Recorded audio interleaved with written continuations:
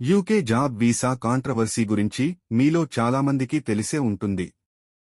Legality గురించి కోర్టులు నిర్ణయిస్తాయి. కానీ మన తెలుగువాళ్ల సమస్య వస్తే దాని గురించి మాట్లాడటం మన బాధ్యత. అసలు సమస్య ఏంటి? యూకేలో వర్క్ వీసాతో వెళ్లాలంటే సర్టిఫికేట్ ఆఫ్ స్పాన్సర్షిప్ కాస్ అవసరం. ఇది ఎంప్లాయర్ ఇస్తాడు.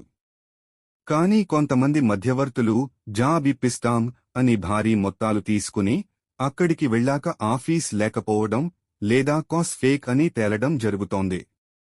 ఎన్నో కలలతో కుటుంబ భవిష్యత్తు కోసం యూకే వెళ్లిన మన తెలుగు వాళ్లలో చాలామంది మోసపోయారు. ఒక బాధితురాలు చెప్పిన మాట నన్ను కదిలించింది. నాకు ఇలా జరిగిందని నా నాన్నగారికి కూడా చెప్పలేదు. ఆయనకు బైపాస్ సర్జరీ జరిగింది. ఇలాంటి పరిస్థితుల్లో బాధితులనే తప్పు పట్టడం సరైంది కాదు. అదే సమయంలో ఈ విషయం మనకు ఒక పెద్ద పాఠం కూడా చెబుతోంది. ఈ కేసులో లీగాలిటీని కోర్టులు చూస్తాయి. కానీ నైతికంగా చూస్తే బాధితులకు న్యాయం జరగాలి.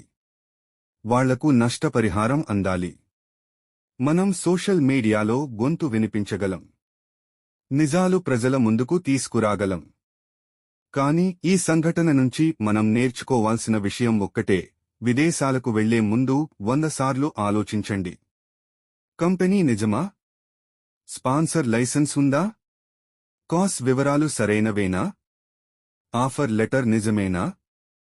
ప్రతి విషయం పూర్తిగా చెక్ చేసుకోండి. ఎందుకంటే విదేశాలకు వెళ్లేది కేవలం ఉద్యోగం కోసం కాదు, కుటుంబ భవిష్యత్తును మార్చాలనే ఆశతో.